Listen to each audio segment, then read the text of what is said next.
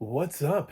Welcome back. I'm John Stark from MacTheMovieGuy.com, your favorite blind film critic, and this is Alarum. It has audio description, which is why I'm reviewing it. So, shout out to the distributor for paying .360 and Tansy Alexander to make the narration for this, because it's basically what got me to click on a film with a 0% on Rotten Tomatoes, because another blind person may want to check this film out, and I figured, why not? Why not put my stamp out there and tell you what this film is about and let you decide for yourself? So, for my blind slash low vision viewers who come here, I have a purple hat on backwards. It's got a New York Yankees logo on it, black sunglasses, and I'm wearing a Fortnite t-shirt. It's a video game that has somehow endured. I played it before I lost my vision, and that thing is still going. I played it very in early stages of development and enjoyed it as a game, and I guess people are still playing Fortnite. Kudos to them for not needing to make a new Fortnite game every year, by the way. Um, so, yes, Alarum. Do you want to talk about anything else other than Alarum? How are you? How are you doing today? Has anybody asked you that? Are you doing okay? You look better. You look fine. Um, Alarum stars Scott Eastwood, Willa Fitzgerald, Sylvester Stallone, and Mike Colter. And I don't know why it's this bad. I don't have it. I don't have the answers for you. Um, this doesn't seem like it suffers from the same problem that Armor did, where they shot it in like one day. uh, but I still have a feeling that the paycheck for Sylvester Stallone is outrageous for the amount of screen time that he actually has. Eastwood and Fitzgerald are definitely the stars here. Um, they are former spies who, uh, I don't know, they absconded to Poland to not be spies, and then out of nowhere, a plane crashes, and they're out there sort of like with some normies too. There's some normal people, and while they're out there, this plane crashes, and one of the normal people wants to go help a plane crash because they're a nurse or a doctor or something. I can't remember which one. They get shot over it, but that's neither here nor there. Um, and there's a little bit of trepidation from Eastwood and Fitzgerald over going out there to, because kind of weird that a plane's crashing. They hear it coming and they're like, that can't be coming for us. Um, and it's not really. We find out that it was like a DEA plane. Later on, you'll find out who was on the plane. But you see, basically, somebody the pilot gets shot like in the back of the head, and that causes it to kind of spiral and drop. And you're like, well, who would be on the plane? Who would be dumb enough to shoot their pilot in the head? Oh, somebody with a parachute, of course. That would make sense. So they go out to the plane crash, and the I mean, I don't think they had the budget to make anything look really fucked up. So there's just kind of a plane that's crashed, and there's like the guy's dead, inside of it. But this is how they hilariously, a lot of things you have to make sort of like giant leaps. This movie was written by a 2-year-old. Um, so Willa and Scott are standing outside talking, and the dead pilot has his hand clutched around the uh, the the call system, the microphone, whatever the fuck you put in your hands, go breaker breaker 19. We're coming in hot for a landing. That thing. He's got his hand clamped around it, so it's still like picking up sound. It's just like forever picking up sound because his cold dead hand is gripping on it for some fucking reason. And this thing, which you always hear when you hear that sound back, it always comes back like, like you're like, what, sir? Can't quite make out what you're saying.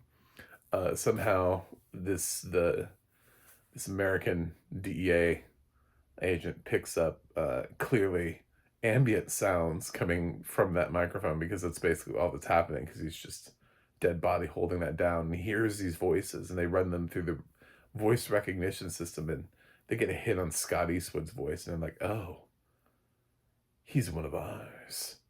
What's he doing out there? And he's got some weird name too. Like he goes by Joe, but his like old like spy name was like Archibald. I was like, are you Cary Grant? Like, when was the last time somebody was called Archibald? Anyway, so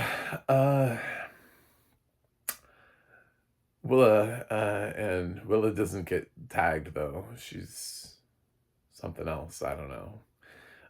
Later on, Mike Colter's going to roll up with his squad of ne'er do wells, and they're the group that Scott and Willa are with are going to be interrogated, and Mike approaches the group in Poland with this accent. I got to give him credit for it because I feel like the director gave him no actual thought or direction, and Mike just was like, I feel like I'm gonna do an accent in this. Is that cool? And I'm like, I don't know, whatever. So he shows up and he's got a sort of like a nondescript accent, where he supposedly also speaks French. Uh, and There's a moment where one of the he's trying to figure out if they stole his stuff. I'm like, I don't know, man. Check the plane. Have you looked in the plane? That's basically and Scott Eastwood tells him that too. He's like, did you check the plane to see whether or not it was there? Um, and he just he harasses the one lady that wanted to help, who is the doctor slash nurse. I can't remember which one it is. And he talks to her and she answers in French like she can't understand what he's saying. And he shoots her in the head because, I don't know, she reacted to something when he said doctor, nurse, and he's like, I could tell you understood what I was saying. Okay. It was a, it was a really unnecessary and sort of confusing life choice, but um, what a what a kickstart to Mike Coulter's character in this film. Uh, that, so Scott and Willa have to figure out a way, obviously, to get out of this. This is a very confounding movie, and it's all about like what's on the plane, like what are they looking for, and I don't understand because it was a DEA, and then later on there's like a flash drive, and the DEA is going to call in somebody, and they say he's from the old guard.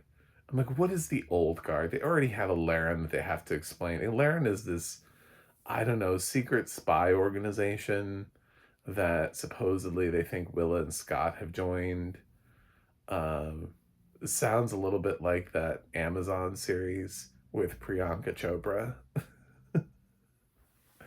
Uh, so I don't know. It's some clandestine organization, and that's what Alarum is. And are they members? I don't know.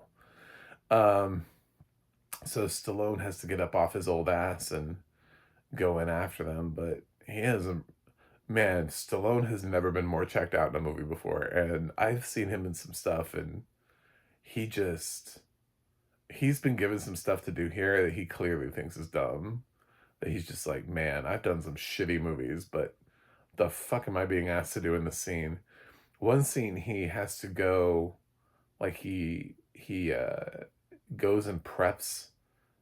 We have this whole sequence where he goes and preps a um like a hypodermic needle, like a shot. I can't even, with the plunger and everything, and he preps that with, I don't know, something. Doesn't really matter because as soon as he comes back out of the room, Scott's like, "What?" Like, and accosts him, and Stallone gives it up way too easy, and Eastwood just steps on it. He just like throws it on the ground. He threw it on the ground. That's too much shit. That's too much Braveheart. Anyway, he just steps on it. I was like, what was the point of that entire sequence? Why are we wasting time on things that mean nothing? Oh god, the opening scene too, where Scott and Willa are in the bedroom, I feel like goes on forever. Like the pacing in this is weird. You sometimes you're in things for way too long. Sometimes they just do things that make absolutely no reason and they don't really make it make sense. It just it's not a great movie. It's not aggressively terrible in that like I'm angry where I'm like, oh my god, you guys. But man, this is we're encroaching. It's very inept. Um, there's a level of ineptitude within the filmmaking process itself and within the script, within the direction and stuff like that. I've heard also just casually through looking at reviews and comments on the film that it doesn't look great and that they use things like CGI bullet wounds, which I hope isn't true. If you can't fake a bullet wound, why are you doing this movie? Like, why?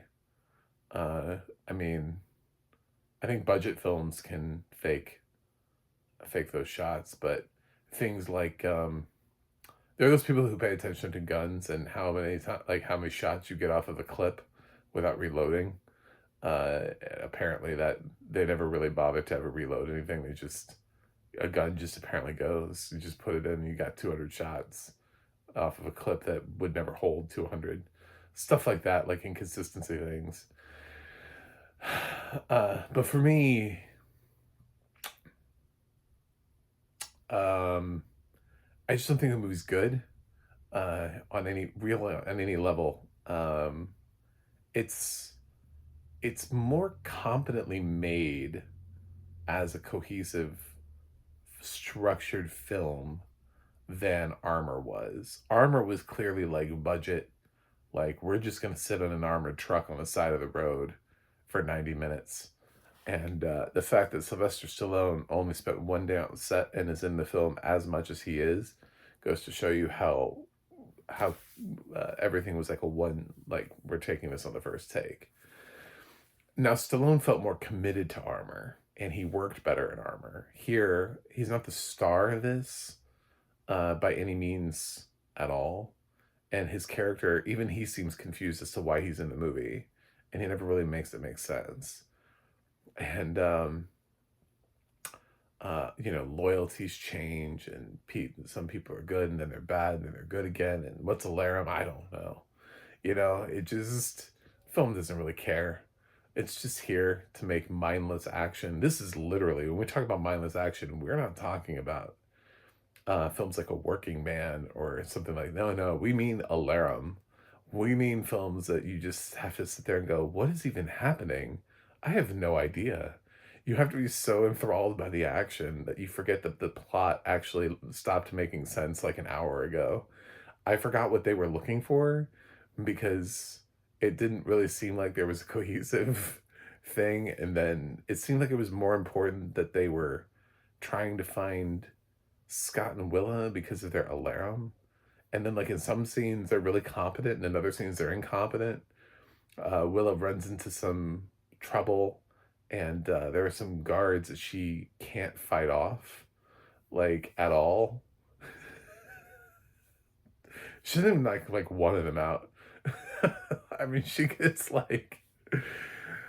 captured like super easy. Like she's the damsel in distress, but she's supposed to be like a, counterintelligence agent. Anyway, I really have nothing nice to say to this movie, except I enjoyed Mike Colter's accent choice.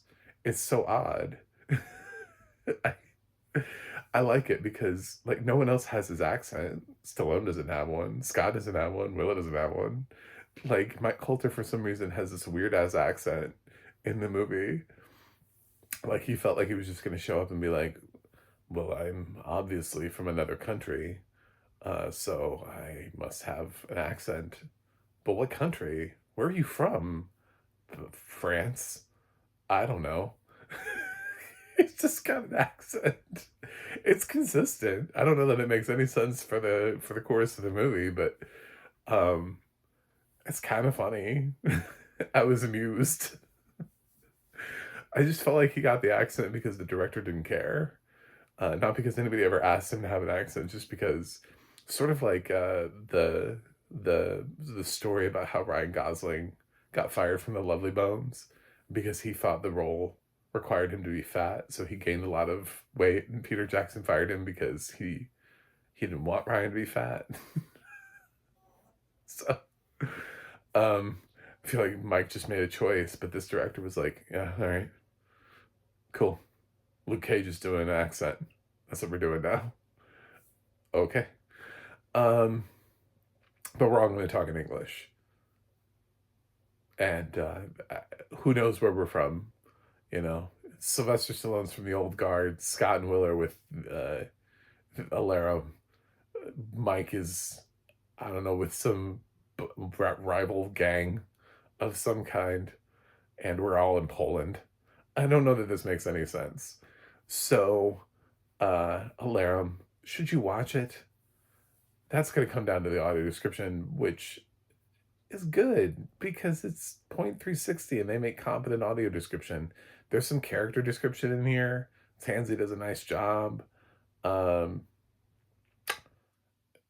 the thing is that anytime you feel like the film is under described, you have to kind of wonder, but is Alarum underperforming? You know what I'm saying? Like, is is maybe something just not happening? Like, because I kind of get the vibe that the film itself doesn't quite have the muster to stand up to anything. So I don't think it's necessarily that the audio description is never as flashy as you would think for an action film. It's just that Alarum is not as flashy as it should be for an action film. So yeah, this is a pass. Uh, I think the important thing here to note is that uh, it does have a 0 on Rotten Tomatoes. Now, what that doesn't mean is the worst film of 2025. First of all, we haven't even finished 2025, so I find that hard to be the case. I didn't have Armor as the worst film of 2024. I doubt that Alarum is going to be the worst film of 2025. Might make my bottom 2025, however many films I decide to put on the bottom list. But it's certainly the worst film I've seen this year, um, in terms of uh, competency, putting the film together. But it just means that 100% of critics agree that the movie is not good. That it's sort of like the reverse when you consider that Rotten Tomatoes aggregator score is telling you that that percentage of the critics say you should watch this film. That's what fresh means, is we recommend this. And then the other side of it is we don't recommend this. So it has 100% of critics who don't recommend this movie, which doesn't surprise me at all. I would love to see the critic who does recommend this movie, who does go out on a limb for this movie. It doesn't feel like the film you go out on a limb for, because it can't possibly be done well enough. There's nothing about this movie that stands out in a way that, unless your thing is bad movies, unless that's your thing, is that you are specifically a critic who supports bad cinema from like an ironic standpoint. And that, like, do you love to watch shitty movies? Well, these are the best shitty movies out there. have fun. Uh, I guess that, but no respectable critic is gonna vote for this. This is nobody's gonna save this movie. Um, yeah, Alarum. I think it's the worst movie I've seen in 2025. As of right now, I've seen, I think it's my 66th film of 2025. So we'll see how that keeps going. But I'm giving it a D minus. It's the lowest grade of the year thus far. Oof. That's because I really can't come up with anything. I don't want to give it an F. Actually don't like to give Fs because it signifies that there truly is nothing redeemable here and everybody just wasted their time. An F is like it stands for failure. Failure to make a movie. And last year I only gave 3 out of 455 films.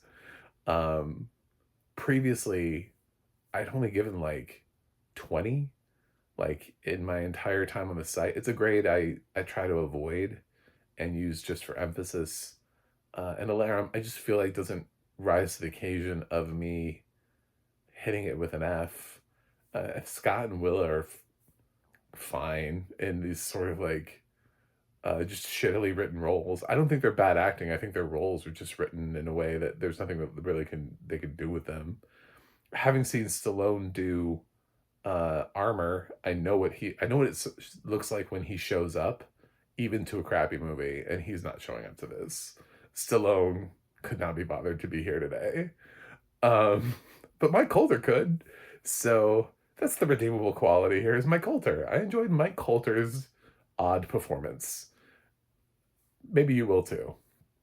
Thanks for watching. Thanks for subscribing. And I will see you guys on the other side.